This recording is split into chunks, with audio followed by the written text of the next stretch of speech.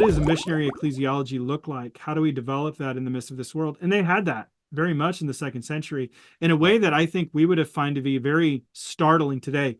You talk about that in the book because when people would come to faith in Jesus, they were catechumens. They had to go through a period of evaluation. We don't do that anymore, or very few of us do. What was this period of evaluation before they could ever be baptized and brought into the greater community? Yeah, this is a good question. It's funny. I actually, and we talked about this in the pre-show too, was one of the things that sort of motivated me along these lines is some time I spent among missionaries.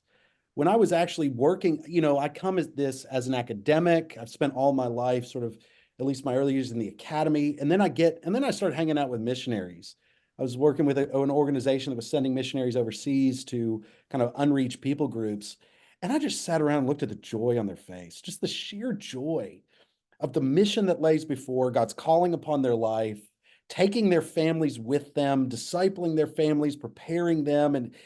And I even talk about missiology in the book. And when I talk about it, those are some of the people I have in mind, people I've trained at seminary, people that I've worked with that are going overseas. And I see that kind of joy, that missiological joy that is just stirring. And I love it.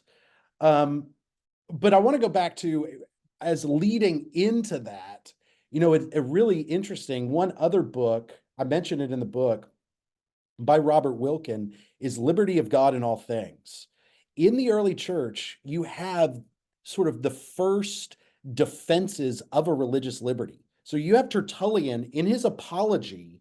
He's speaking to a Roman audience and he says, why would you want to create irreligion by forcing us to worship against our conscience?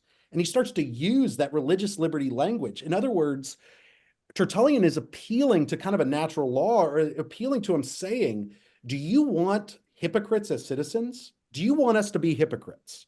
Do you want us to deny what we believe? Because in order for us to pinch incense to Caesar or worship gods, we have to deny what we believe. So you see this early appeal embedded within Christianity, this motivation for a religious freedom or religious liberty, a pluralism, a willingness to work alongside people not like you, but a firm commitment in who you are and in what you believe.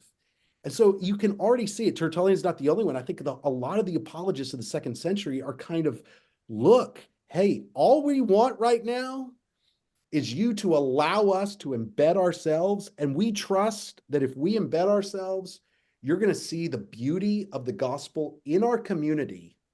And you're going to see that Justin says these things along these lines, the second century apologist, we're your best citizens.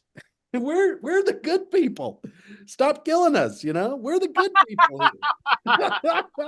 You get rid of us, you get rid of the most virtuous people that are around. And it's like staggering to read it and think about today. That again, I think, and I have used Mike Goheen's work in class before, especially the story of God or the story of scripture that he wrote. And those kinds of texts, I think the work Mike's done in missiology that I've read is spot on. And they had to answer the final question, they had a period of catechesis that was longer. One text mentions 3 years before baptism. I would not advocate showing up with your pastor and saying, "Hey, pastor, I got a great idea." 3 years of discipleship before baptism.